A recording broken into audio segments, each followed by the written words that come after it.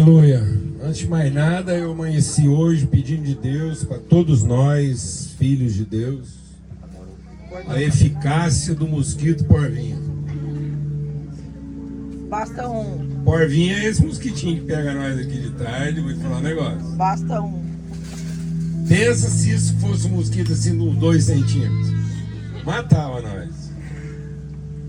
Um trem que parece assim uma pimenta do reino faz um estrago desse tamanho. Então, foi Deus, que o nosso testemunho, que a nossa vida, que a nossa luz tem a eficácia do mosquito porvinha, que é um trenzinho lá, você quase nem percebe. É propim, basta um. Bem, né, marca a nossa vida aí para sempre. E eu queria orar agora, porque amanhã eu não vou estar aqui, eu queria ter esse momento de oração aqui agora. Eu vim vestido a caráter para lembrar os nossos irmãos e irmãs que estão embarcando um grupo grande amanhã para a África. E é um momento assim desafiador, é uma retomada de ação lá, né, pós-pandemia. E esse contato lá ficou assim meio truncado durante esse período. Temos grandes desafios lá na África. É sempre um desafio novo, é um ambiente hostil, surpreendente. Então é muito bom, né, a gente estar aqui. Eu queria pedir para toda a caravana, né, do Missão Amazônia ficar de pé aí, porque foi legal.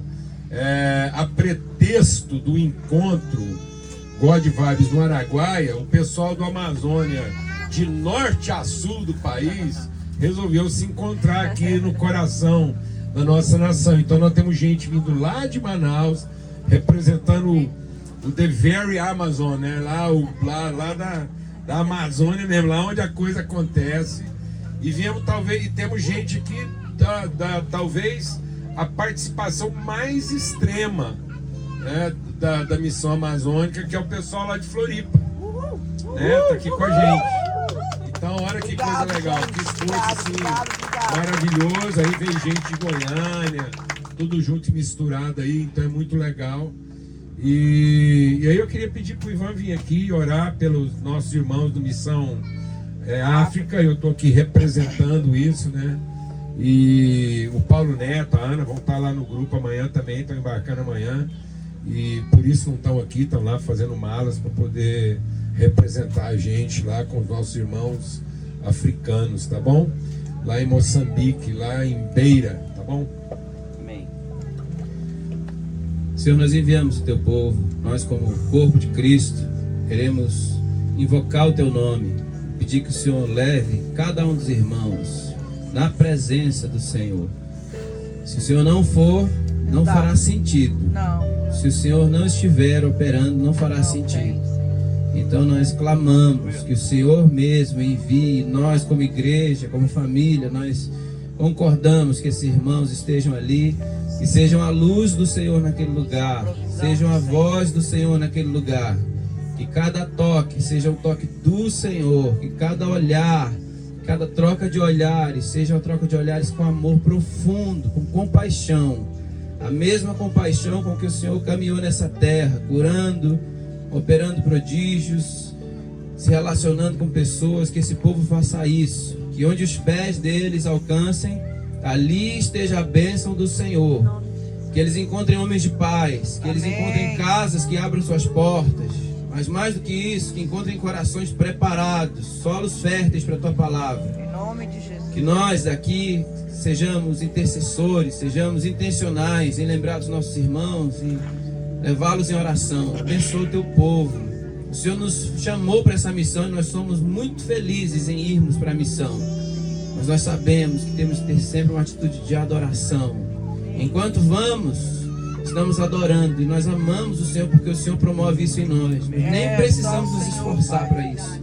É natural nós sermos do Senhor e saber que o Senhor quer de nós frutos. Prepara os frutos desde já.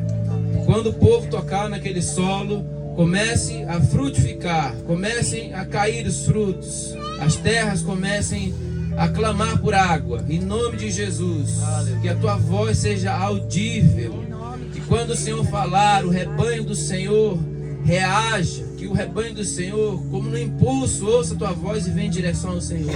Em nome de Jesus, para a glória do teu nome, Deus. Amém. Confiamos. Antes de passar aqui pro meu... Cadê a cadeira aqui? Pronto, deu certo aqui. Passar pro meu amigo Biel aqui, eu queria só fazer uma pequena introdução desse esforço, né? Nós precisamos entender a igreja, o povo de Deus, a família de Deus, como uma pessoa. Deus está edificando uma pessoa que tem que ter suas faculdades desenvolvidas. Então nós temos que exercitar nossas faculdades, nossos sentidos. E às vezes a gente quer viver o evangelho como criança.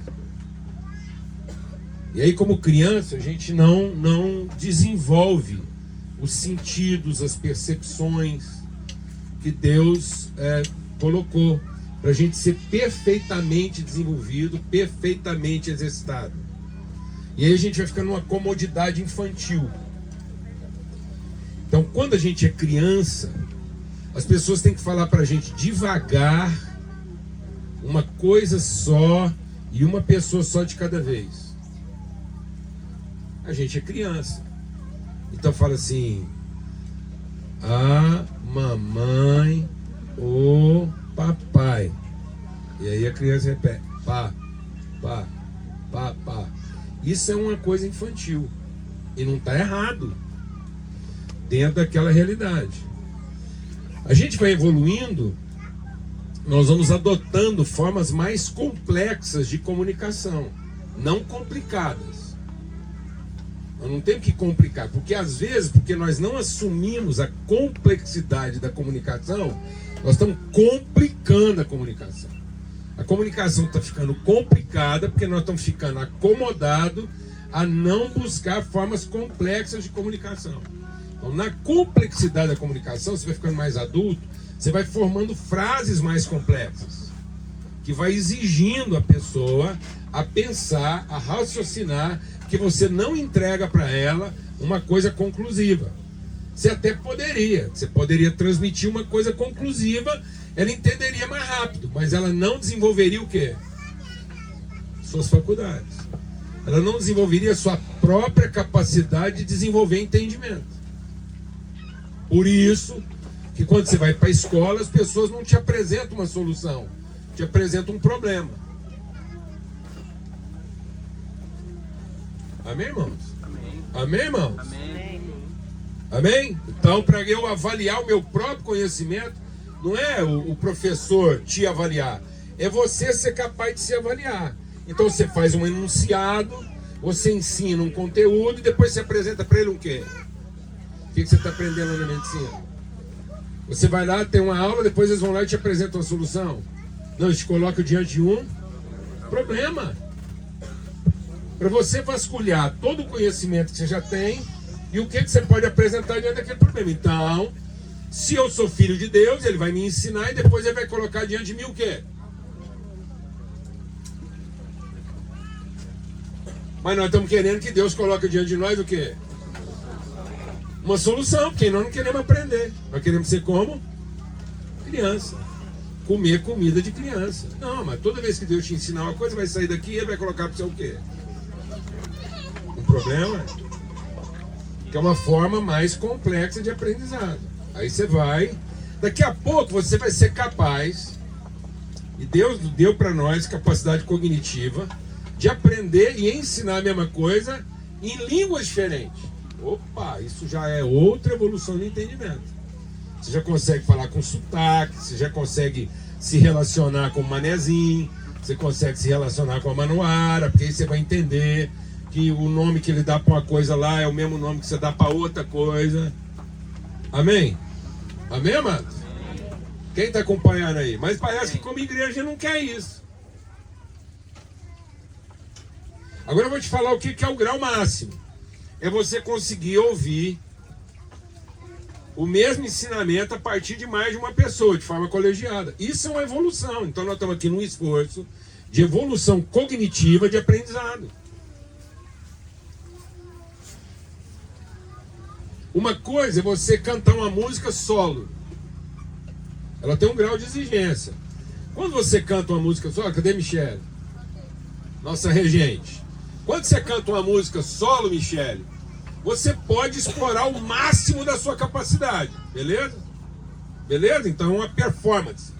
Vou fazer um solo. Mas, quando você quer apresentar a mesma música num dueto, você vai ter mais do que o esforço de explorar a exaustão sua competência. Porque para fazer um dueto você vai ter que ouvir, além de cantar. Amém, irmão? Amém. Nós já estamos aprendendo aqui. Eu já estou pregando, né, mano? Então isso aqui é um esforço de fazer o quê, Biel? Um dueto. E cada vez que você faz um dueto com um parceiro diferente, você vai cantar a mesma música em outras nuances. Aleluia. Amém? Então uma coisa é você ouvir um dueto Roberto Carlos e Adriana Calcanhoto. Outra coisa é você ouvir a Adriana Calcanhoto cantando com aquele menino, aquele doidão lá, como é que é lá, eu gosto dele. Aquele que tem cara de... Não, aquele outro... Bom, esqueci o nome. É ele, todo mundo já sabe quem que eu tô falando. Eles vão cantar a mesma música. Eu já ouvi um dueto lá, da Marisa Monte com Roberto Carlos. É uma percepção. É a mesma música. Depois você faz um dueto da Marisa Monte com o... Seu Jorge. Seu Jorge, por exemplo. É outra parada. Qual ficou melhor? Não tem comparação. Aí você vai fazer agora um quarteto, um canto coral. O que está acontecendo no Brasil?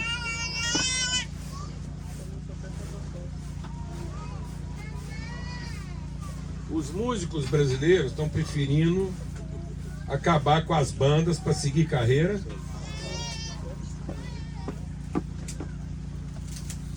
Eu estou fazendo um caminho inverso. No mundo, né? No Brasil. Estou fazendo um caminho inverso. Eu estou optando pela carreira solo para poder ser... Até irmãos não estão conseguindo cantar junto.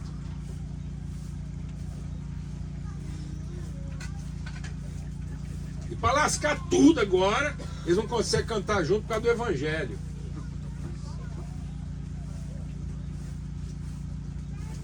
Temos duas duplas de irmãos aí se separando e a razão maior deles não conseguir cantar junto nos bastidores é o quê? Que um ficou crente. E parece que crente só consegue cantar o quê? Música solo. Por isso nós não evoluímos a nossa forma de pregação. Isso aqui é um esforço de pregação na forma dueto. Aleluia. Segura a onda, porque daqui um dia vai vir quarteto. Canto coral. E aí você está achando que eu estou exagerando? Então eu vou te falar uma coisa. Lá no céu, se nós não exercitarmos nossas faculdades mentais, intelectuais e comunicativas, lá no céu é canto coral. Cada um cantando o que quer cantar e pode cantar tudo ao mesmo tempo. E vai ser tanta voz ao mesmo tempo ensinando a mesma coisa de forma diferente, que se você não prestar atenção, você não vai conseguir entender nada do que está sendo dito e você vai achar que é só um barulho de cachoeira. Está na Bíblia. O Pentecoste foram 12 homens pregando ao mesmo tempo em línguas diferentes e cada pessoa entendendo a própria língua. Canto coral. Então segura a onda. Porque Deus está trabalhando uma complexidade maior de comunicação e nós estamos achando que nós vamos poder ficar lá na forma infantil, que o cara vai... Eu vou entrar numa sala e ele vai falar exatamente naquela língua que eu entendo, domino, para poder ter o controle.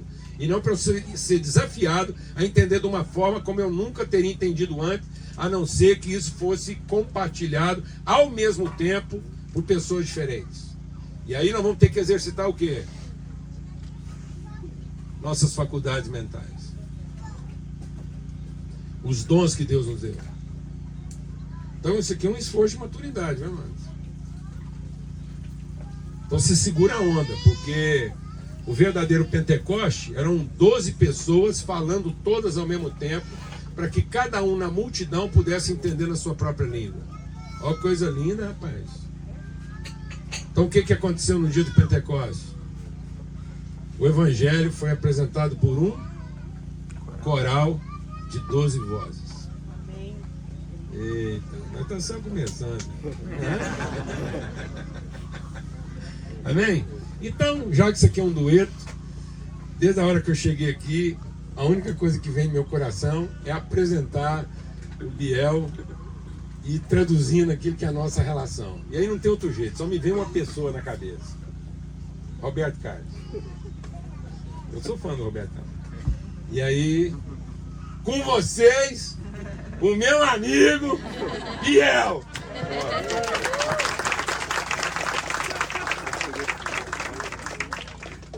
Amém. Bom, primeira vez que eu falo mesmo pra bastante gente que não é sobre, que não é uma coisa sobre humanismo, então vai ser muito legal. Tem certeza. Bom, e é isso que você falou, né? Não adianta a gente seguir carreira solo, a gente tem que começar dueto, né? Deus fala que onde 2 ou mais estiverem reunidos, lá também estarei, né? Não é só um reunido. É de dueto a trio pra De dueto pra cima. Mas a gente tem perdido essa noção de família. A gente tem... Fecha a pastilha, bater logo. A gente às vezes entende, a gente sabe que Deus é Pai, mas a gente não entende isso. Só bater logo. Jesus, né, veio para ensinar, né, que Deus é Pai, chamava ele de Abba Pai, né? Seria tipo papaizinho, enfim. Os judeus na época nem pronunciavam o nome de Deus. E Jesus veio para falar que Deus é Pai. Só que às vezes a gente não trata Deus como um pai. Às vezes a gente fala na oração, Pai, por favor, não sei o quê, mas a gente só ora pedindo alguma coisa. A gente não ora agradecendo por alguma coisa. Ou a gente ora agradecendo para depois pedir. A gente tem perdido essa noção de que para orar, a gente tem que falar como se a gente estivesse falando com o nosso Pai da terra, né? Deus é o Papai do céu. A gente não... Se você só fala com seu pai para pedir alguma coisa, tem alguma coisa errada. Enfim, deixa eu pegar minhas anotações aqui, porque senão eu não... Então a gente é família. Eu tenho várias famílias. Eu tenho uma família aqui, uma família lá em casa, uma família em Brasília, uma família dentro do Somos Todos Gigantes no Brasil inteiro, uma família, enfim, em cada lugar, porque é isso, porque assim, se Deus está lá, se Deus é Pai e Ele está lá, junto, é uma família, nós somos irmãos. E Ele fala, né, para Abraão, lá em Gênesis 15, Ele fala, olhe para o céu e conte as estrelas, se é que pode contá-las. Assim será a sua descendência. Quem estava ontem à noite olhando para o céu, vendo tanto de estrela? Biel. Eu acho que a gente é uma das estrelas. Cada um daqui é uma das estrelas. A gente é descendência de Abraão, a gente é descendência de Deus. A gente é o povo. A gente é família. E se a gente não entende isso, aí chega aquele negócio de querer seguir a própria vida, seguir carreira solo, que não funciona. Não funciona. Então, enfim,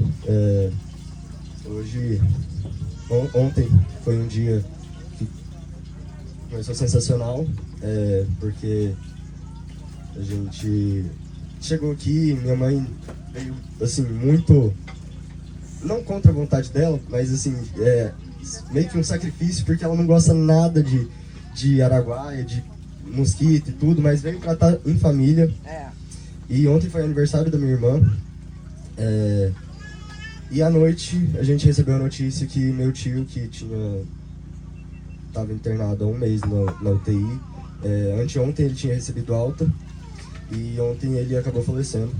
Então meus pais foram lá pra ficar com a família mesmo. Porque é um momento muito difícil. Mas a gente tem que entender que Deus está no controle de tudo. Deus faz as coisas todas por um propósito maior. Enfim, eu acho que é basicamente isso que eu tinha preparado. Eu até ia pedir ajuda pro meu pai hoje de manhã para terminar, mas não deu. Mas é isso, vai falar qualquer coisa. Ainda bem. Ia atrapalhar. Cadê o outro microfone? Dá aqui pro Biel, por favor. Eu quero conversar com ele umas coisas aqui. Pronto. Só tira um aí. É porque pondo uma cadeira em cima da outra, a gente fica meio em pé, meio sentado, para o povo ver a gente melhor. Porque se a gente sentar, aí ninguém vê a gente.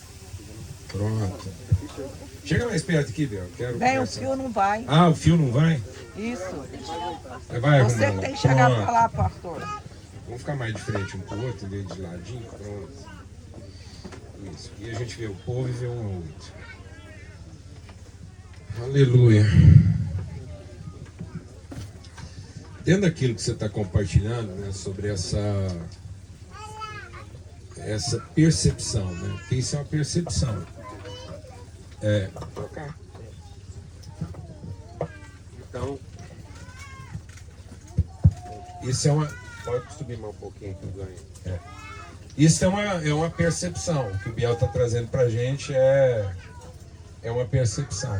E eu creio que, num certo sentido, o nosso grande desafio, e dentro das conversas que a gente já teve,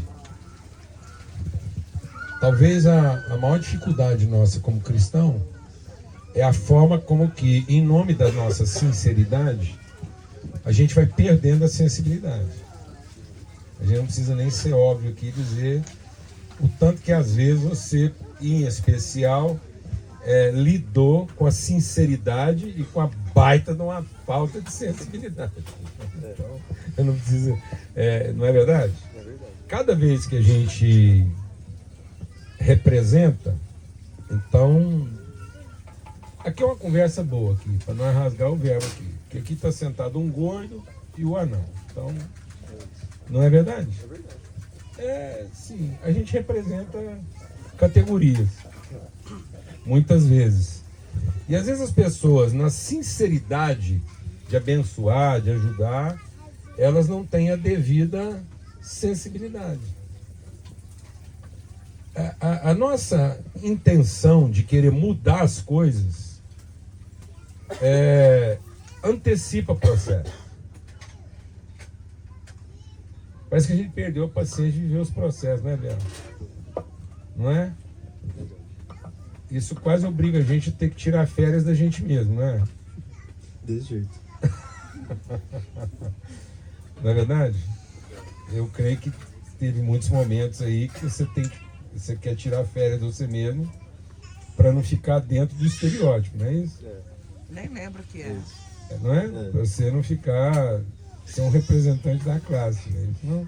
Não, eu tirei férias uns tempos pra trás do São Pessoa Gigantes, fiquei de fora, assim, queria ser eu mesmo, queria ser um estudante, não um símbolo, assim, do nanismo. Hoje eu sou ainda, eu acho que isso nunca vai passar. Não tem jeito. Não tem jeito, É. mas é bom tirar um tempo, assim, pra... Isso. Nossa. Não é verdade?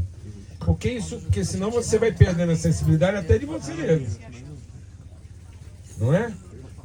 Porque você se vê na obrigação de cumprir o papel. Eu acho, amados, que isso é uma coisa para a gente considerar, inclusive na questão do ser cristão.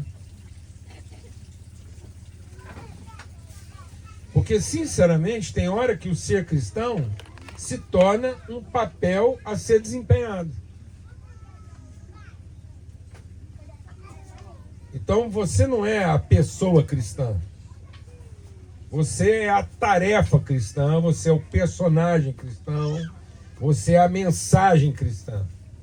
E não a pessoa. Com seus sentimentos, com as suas inflexões. Então isso é palavra de Deus. A gente está tão condicionado que às vezes a gente está à espera do rito. Jesus carregava a Bíblia? Ele é a palavra encarnada. Quantos rolos da palavra de Deus Paulo carregava? Quando Paulo ia pregar sobre Isaías, ele levava os rolos do profeta Isaías. Qual a versão que Paulo usava? Hã? Quantas vezes Paulo falou capítulo tal, versículo tal? Nós não estamos percebendo que a gente virou uma tarefa. Não é verdade? A gente virou representante de uma coisa, de um segmento, né? Você já foi tratado assim algumas vezes. E a gente até encara, não encara não? Encara. Não é? Uhum. Mas eu acho que naquilo que a gente está se propondo a transmitir, isso tem que ser superado. Sim. Você sente às vezes, por exemplo, que quando as pessoas sinceramente colocam a gente nesse... Também não há uma transferência de responsabilidade? Parece que ela... Sim, sim, mas... assim... Eu vou usar sempre o exemplo do São Vicente de Gans, que é um negócio que eu tô mais... Aqui é como eu falei, aqui é nós dois aí. Mas assim...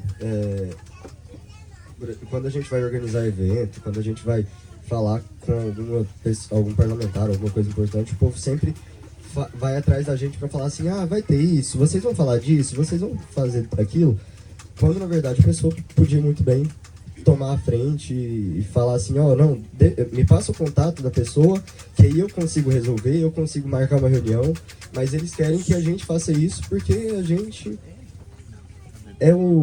a gente tá mais à frente. Só que aí, por estar mais à frente, eles acham que eles estão mais atrás, quando na verdade está todo mundo. Os irmãos estão entendendo o que a gente está refletindo aqui hoje de manhã sobre vida cristã e vida do Evangelho?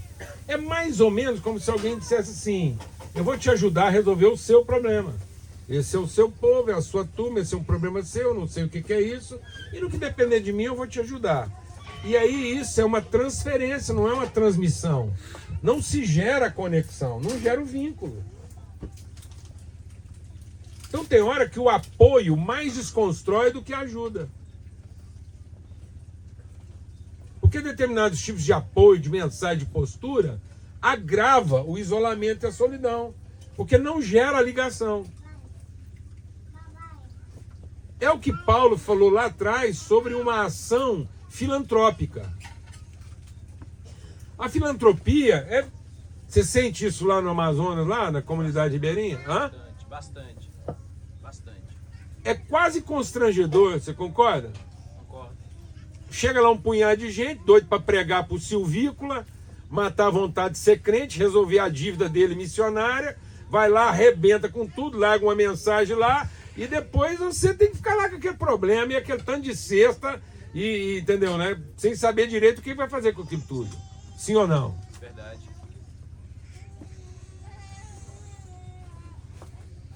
Porque muitas vezes a ação foi feita, mas a conexão não foi gerada. Há simpatia, mas não há o quê? Empatia.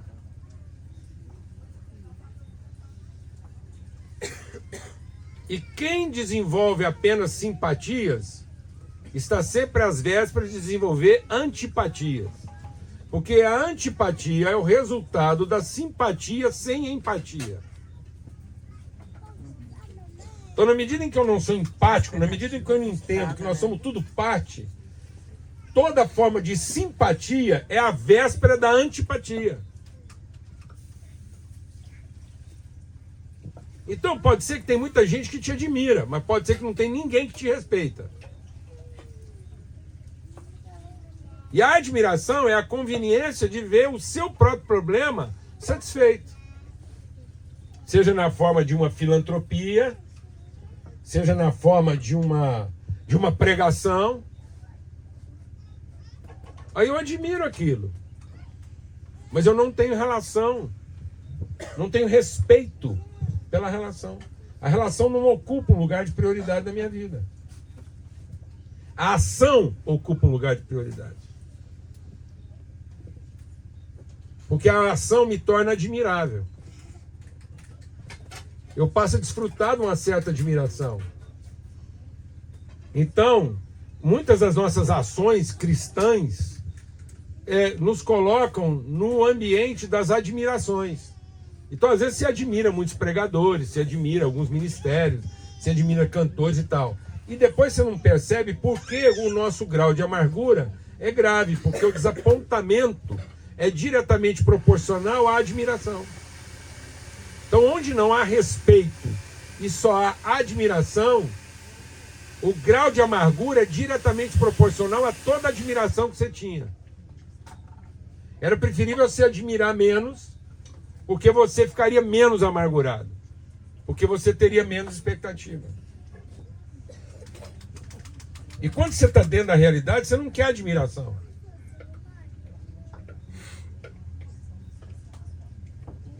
É de lascar, né? Amém? Não é? Porque às vezes as pessoas não entendem que quanto maior a admiração, maior a solidão. Pessoas admiradas não podem abrir suas intimidades, para não correr o risco de serem um desapontamento. Então nós estamos criando. Aí você vai entendendo por que as pessoas estão vivendo hoje um drama de solidão, de ansiedade e de depressão. Porque nós não estamos construindo uma comunidade de respeito. Nós estamos construindo um ambiente de admiração, em que você tem a culpa de ser admirado.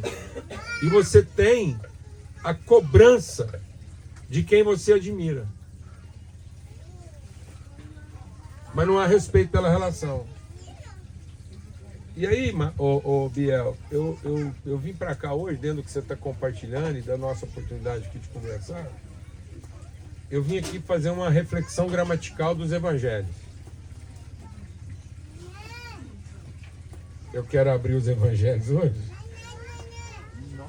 Por essa você não esperava, né? A gente fazer um pouquinho de reflexão gramatical às beiras do Araguaia. E eu estava comentando com o Daniel, porque eu fui dar uma conferida, assim, eu fui fazer um exercício de sensibilidade. Eu peguei um cara que eu respeito muito teologicamente e falei assim, eu vou lançar essa parada no coração do Daniel. Se eu perceber que entrou, então porque nós não está totalmente errado, né? Então foi uma avaliação de risco. É o seguinte, o Sermão do Monte é a síntese de toda a mensagem do Evangelho. Se você pegar o Sermão do Monte, ele é a forma sintética de todo o Evangelho. Se você pegar o Sermão do Monte e for fazendo dele um extrato, se você colocar o Sermão do Monte em fogo lento e deixar ele estratificando, ele vai adensando, adensando, adensando, até chegar lá na primeira declaração de Jesus. Ele diz lá, bem-aventurados os totalmente pobres de espírito, aqueles que estão totalmente esvaziados de si mesmos, porque deles é o reino do céu. Essa é toda a estratificação do Evangelho, porque ele veio para dar a vida em favor dos seus irmãos. Mas aí eu queria ler com vocês a introdução do Sermão do Monte. Como é que Jesus introduz, como é que Jesus faz um registro daquilo que vai ser a mensagem mais importante jamais ouvida por toda a humanidade. Amém? E ver se a gente aprende alguma coisa assim dos processos de Jesus. Então abra lá em Mateus capítulo 5.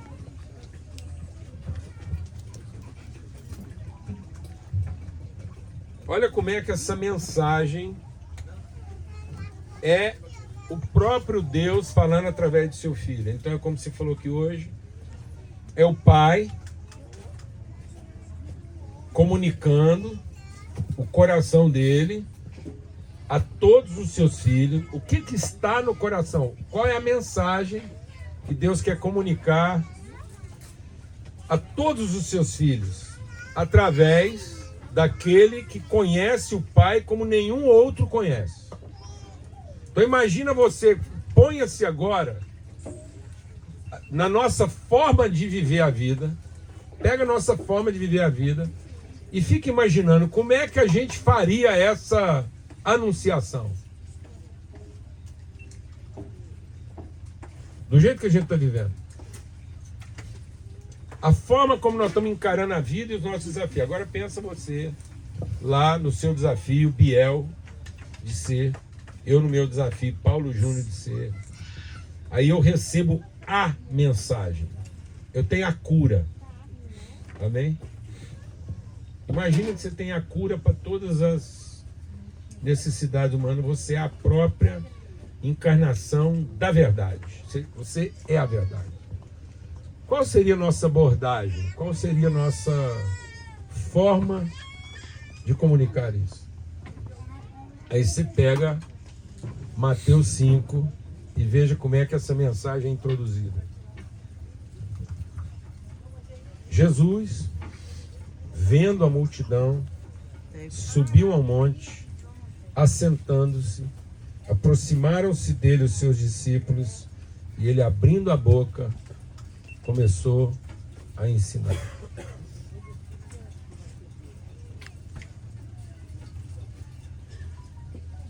Sabe o que mais me admira no Evangelho de Mateus? É que o Evangelho de Mateus usa uma linguagem verbal muito interessante. Você vai olhar em todo o Evangelho de Mateus e a linguagem verbal, a forma verbal de expressão do Evangelho de Mateus, para traduzir o ministério de Jesus, é gerúndio. Vai lendo aí, todos os capítulos aí você vai lendo lá. Tudo está no gerúndio. Jesus vendo, chegando, entrando, ouvindo, abrindo. O Evangelho de Mateus inteiro é gerúndio. Eu tinha uma questão no meu coração, quero confessar para os irmãos. Do ponto de vista lógico, eu não entendia por que o primeiro evangelho da Bíblia não era João. Amém? Por uma razão simples. Porque se o Velho Testamento começa com o livro de Gênesis, no princípio, eu falei, bom, então o Novo Testamento, pela lógica, tinha que começar com o livro de quê? De Gênesis, no princípio. Então, o livro de Gênesis do Novo Testamento é João. Porque revela o que era o plano eterno de Deus. Mas como nós temos uma mentalidade caída,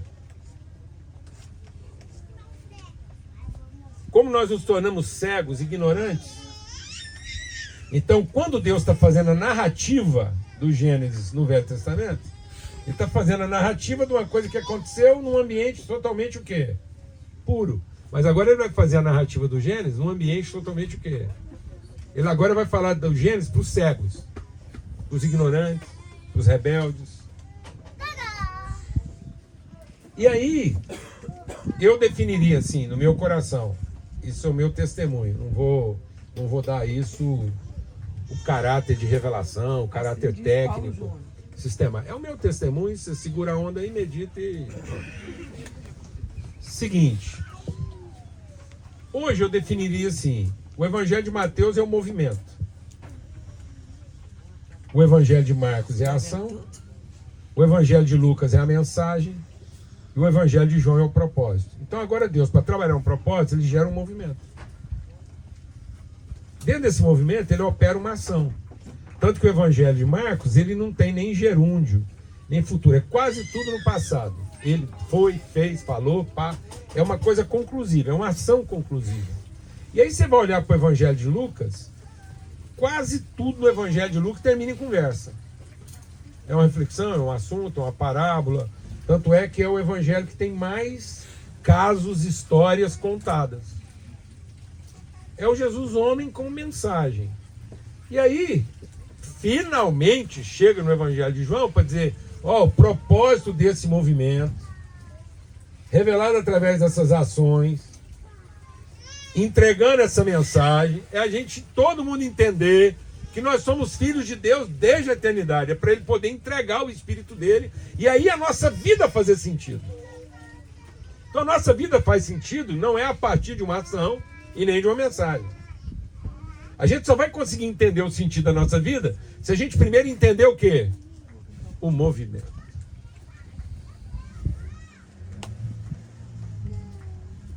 Eu acho que é aí que a gente... Porque a gente encarna a ação, carrega a mensagem, mas nós perdemos a sensibilidade do movimento. A gente fala antes de ver. A gente prega antes de entrar. Então Jesus entrando, vendo, sentando. E a gente arrumou um serviço para fazer. O gerúndio é a sensibilidade do movimento. Talvez sua família, seus amigos, a pessoa que você mais ama, não está conseguindo receber a mensagem que você tem para entregar, porque ela se tornou uma ação. Ou simplesmente uma mensagem. Mas você não viu o outro, não ouviu o outro, não entrou na vida do outro, não sentou com o outro. Nós não geramos o movimento antes de imprimir a ação. Quem está entendendo o que eu estou falando? Perfeitamente. Agora eu vou te falar uma coisa grave, que talvez você mais novo que eu não saiba. Você sabe qual é um dos vícios de linguagem da cultura brasileira? Tem vários. Não, mas de linguagem gramatical. Existe uma coisa que foi inventada pela cultura brasileira e que é um vício de linguagem gramatical. Sabe como é que batizaram isso? Gerundismo. Safadeza. Tô indo. Tá vendo? Tô chegando. Todo mundo já entendeu. Agora Jesus é vai um tempo verbal gerúndio. E nós, na nossa safadeza, inventamos um gerundismo para não fazer parte do movimento. Tô levando. E aí? Já terminou? Tô fazendo. Fazendo. E aí, que hora que você vai chegar? Tô chegando. Tá chegando, lasqueira. Você acabou de sair.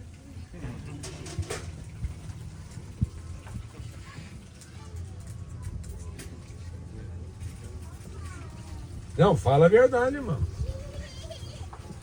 Aquilo que então nós deveríamos ser o povo do movimento. E nós nos tornamos o povo da desculpa. A gente incorporou a figura de linguagem do movimento para dizer que nós estamos dentro dele, mas nós não temos o menor compromisso com a natureza dele. Alguém está entendendo o que eu estou falando, amado? É como se a gente tirasse o caráter espiritual gerúndio do evangelho e transformasse o nosso evangelho num gerundismo evasivo. Tô louvando, tô cantando, tô ofertando, tô pregando, mas não me chama para responsabilidade. Eu tô ali, eu tô na atividade, mas não faço parte do movimento. Então tem um punhado de cristão hoje nesse país que está inserido na atividade, na forma de um gerundismo, mas não tem o menor compromisso, a menor responsabilidade com a sensibilidade do movimento. E ainda se mete a pregar. Aí é que é para lascar mesmo. E ainda quer ser protagonista da ação. Aí ele incorpora a ação, ele possui a mensagem, mas ele não tem menor responsabilidade em gerar o movimento. Alguém está entendendo o que eu estou falando aqui? Ou é muito para sexta-feira de manhã na Praia do Araguaia?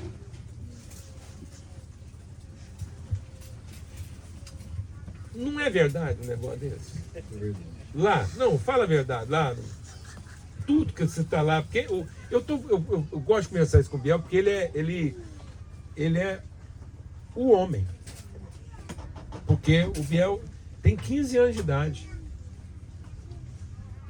O mais legal da minha amizade com o Biel não é o grupo que ele representa, é a forma como ele assumiu responsabilidade na idade própria. Homem aos 12 anos de idade. É nisso que você é uma inspiração para mim, né? Você me inspira, você mostra para mim que tem esperança. Porque você assumiu a responsabilidade de ser homem com 12 anos de idade. E aí, rapaz, isso é uma bronca, não é? Assim, essa quantidade de gente que entra para ação, prega a mensagem, mas não tem menor responsabilidade com o processo, cara.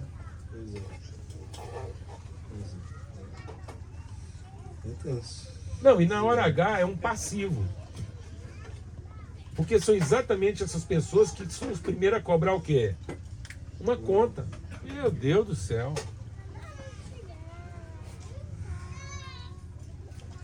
Então eu queria fazer um apelo gerúndio aqui hoje. A favor dos nossos desafios. Nós estamos precisando desse movimento gerúndio. O que você está vendo aqui? Você chegou até aqui. O que você está vendo? Não é o que você está sentindo. Não é o que você está querendo. Você pisou aqui, você chegou aqui, desembarcou. O que você está vendo? O que você está vendo que exige de você um movimento? Qual é o movimento que Deus quer imprimir a partir de cada um, na medida do que você está vendo? Entrando, você entrou, entrando. O que é que você viu? Porque acaba o sermão do monte, aí Jesus está andando, vindo um leproso. Então, mas deixa eu te falar uma coisa, assim, na boa. Na boa. Vamos desencanar da nossa infantilidade. Jesus está debaixo de uma autoridade, Jesus está cumprindo um plano, mas ele não tem um programa.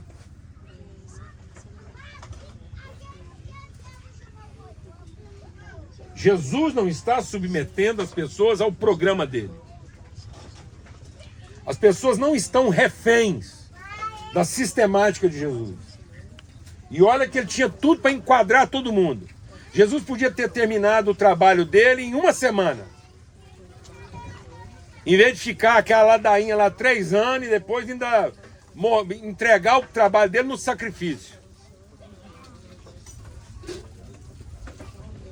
Jesus podia ter devolvido a humanidade subjugada a Deus em uma semana. Sendo filho de Deus, ele já podia ter sido parido adulto. Deus podia ter buscado lá naquela jazida de barro que ele fez o Adão, porque Deus sabe onde é que estava lá aquela argila que ele fez o Adão. Ele podia ter ido lá e modelado um homem adulto e já apresentar ele com 30 anos. Mas não. Com tudo isso, Jesus foi um bebê de 9 meses. Gerúndio. Movimento.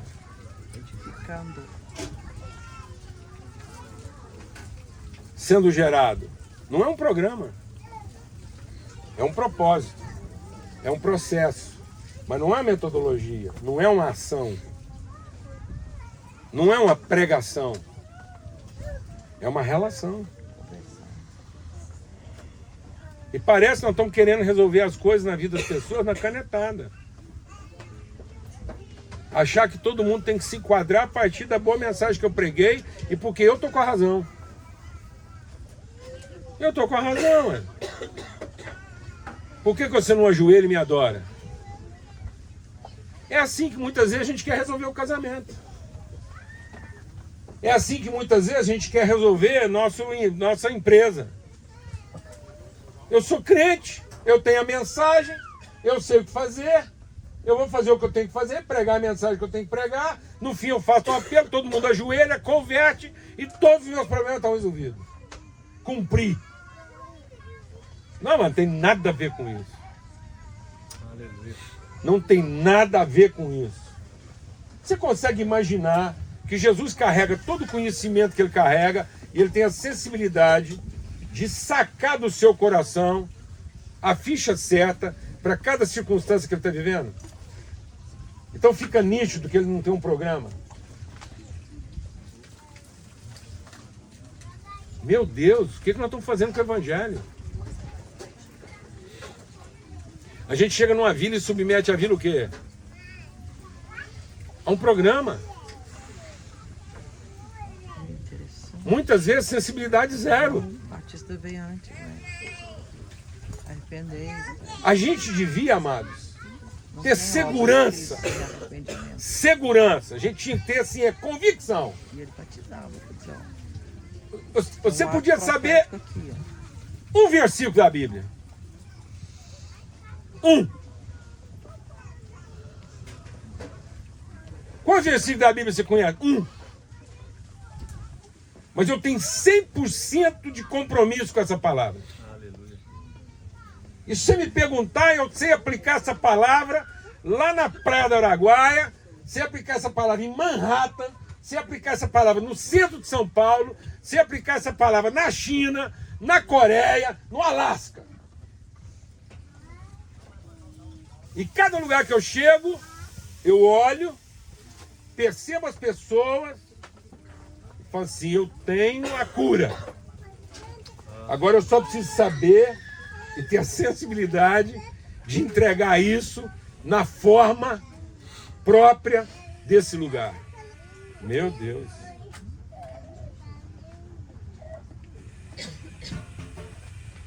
Glória a Deus, amém.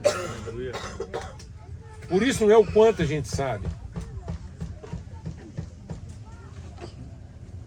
É a convicção que a gente tem daquilo que sabe. E a sensibilidade de conseguir traduzir isso numa forma gerúndia.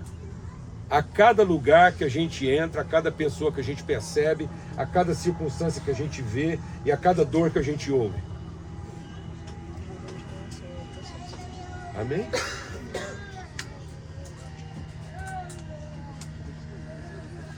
Indo, vendo, entrando.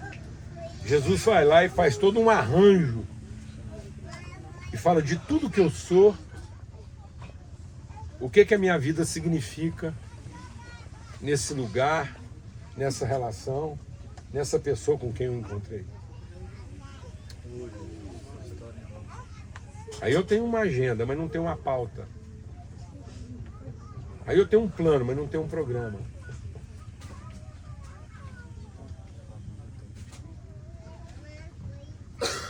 Amém, irmãos? O que eu aprendi a conhecer o movimento. O Biel, com seu esforço, não é uma instituição. É um movimento. Eu não sou uma instituição. Eu não sou uma mensagem. Eu não sou um conteúdo. Eu sou um movimento. Para que as coisas funcionem, eu preciso ver, ouvir, entrar. Amém? Então aproveite o seu tempo gerúndio, que a gente ainda tem aqui. E se pergunte, estou vendo, estou ouvindo, estou entrando, estou sentando. Como significar todo o conhecimento que eu tenho agora nesse contexto? E de repente, às vezes eu não vou encontrar nada parecido comigo. E nem vou encontrar as condições para fazer aquilo que eu mais sei fazer. Mas eu estou indo. Sabe o que é o tempo gerúndio? Uma ação continuada. Um movimento que está sempre acontecendo. Então nós temos que ser pessoas que traduz um movimento que está sempre acontecendo. Mas a nossa pressa de terminar, nossa pressa de concluir, sabe quando é que isso termina, amados? Termina no nosso aperfeiçoamento como pessoa. Não é a ação. Não é o que eu fiz. Não é o que eu preguei. É a pessoa que eu me tornei. E a forma como isso inspira as pessoas a também buscarem o seu próprio movimento.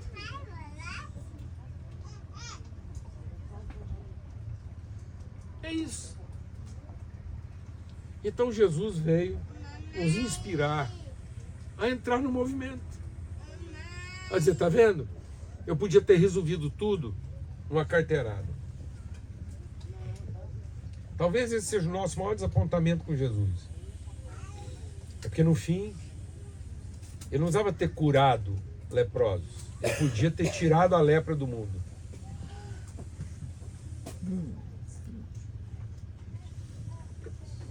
Tem hora que dá para vontade de olhar para Jesus e falar assim, o senhor falhou, porque o senhor tinha tudo para ter resolvido isso e não. Sim ou não? Não é? Dá umas horas dessas, né? Porque falta de reza não tem, não. Você reza? Eu rezo.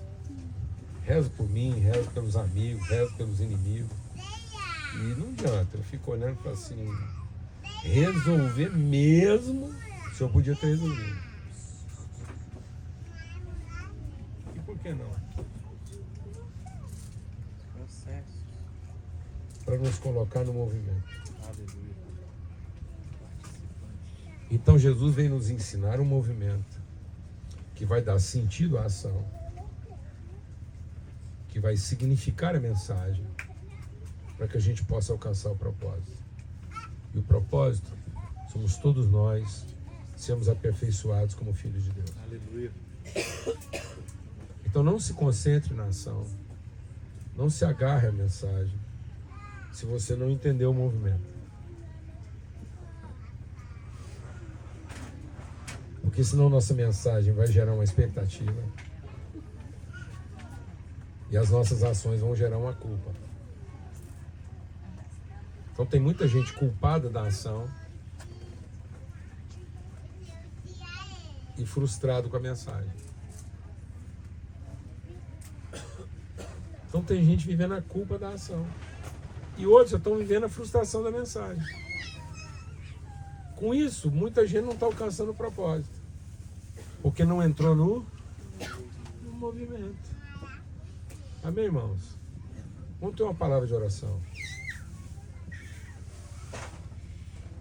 Que a gente seja curado do gerundismo brasileiro. Que todo mundo aqui pare de usar o gerúndio para se isentar. E passe a ser gerúndio. Como é que você está indo?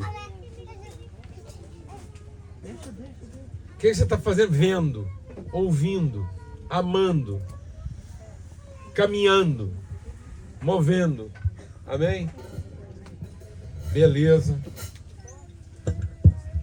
Você ora por nós? Hã? Amém? Amém. Pai, muito obrigado por nos trazer aqui. Todo mundo está aqui reunido em família.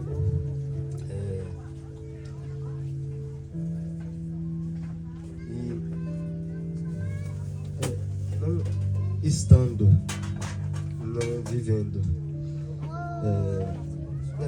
Na verdade, estando e vivendo, a gente está aqui em movimento. E é isso, que a gente nos livre de vícios e que a gente tende para tirar a responsabilidade da gente, para que a gente assuma as responsabilidades que a gente tem, que a gente absorva tudo que foi falado aqui, a gente põe em prática. Amém. E é isso, que a gente seja É verdade. luz na vida das Amém. pessoas. Aleluia. Amém. Eu quero também te pedir, Pai, que o Senhor ilumine os nossos olhos, o Senhor abra os nossos ouvidos, o Senhor destrave a nossa mente e, ó Deus, faça mover o nosso coração. Amém. Aproveitando que a gente está na beira de um rio que é puro movimento, a nossa vida também seja rio, movendo, indo, vendo, amando, entrando, sentando. E aí sim, com essa percepção, com essa sensibilidade, a partir, ó Deus, do discernimento do movimento que o Senhor quer imprimir na nossa vida, o Senhor vai definir a ação, o Senhor vai revelar a mensagem para cumprir o propósito. Em nome de Cristo Jesus, Senhor. Amém e amém. Graças a Deus. A Alana está compartilhando aqui algo no coração dela aqui. Vamos continuar em oração. E às vezes você está sentindo a sua vida assim empacada, né? Prisioneira. Às vezes na expectativa de que Deus vai fazer. E na verdade Ele já fez. Ele só quer que você entre no movimento. Que você se aperceba disso. Então a gente vai ter mais um tempo de oração aí. Quem sabe você quer colocar a sua vida diante de Deus hoje e dizer: Deus, me liberta das desculpas que eu tenho dado, me liberta das evasivas que eu tenho usado, às vezes para estar participando da atividade, mas nunca ser parte do movimento. Às vezes eu estou ali como parte da atividade, mas não sou parte do movimento. Não é a partir do que eu vi, não é a partir do que eu ouvi, não é a partir do que eu mesmo entrei, não é porque eu sentei, eu simplesmente estou ali para não ser identificado. Eu assimilei a atividade, mas não é a partir da minha própria sensibilidade, é a partir de alguma coisa que está acontecendo. Eu quero sair da atividade para entrar no movimento. Amém? Eu quero entrar no movimento.